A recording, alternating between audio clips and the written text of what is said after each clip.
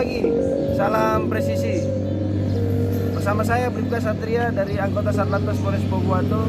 Pada hari ini, hari Senin, tanggal 1 Januari 2024, izin melaporkan pospam terkini, pospam Lalin Marisa.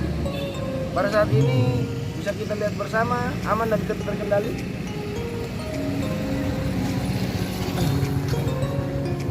Begitu pula kita laporkan kegiatan masyarakat hari ini dan arus lalu lintas pada pagi hari ini ramai, lancar dan terkendali dari arah Sulawesi Tengah menuju Provinsi Gorontalo.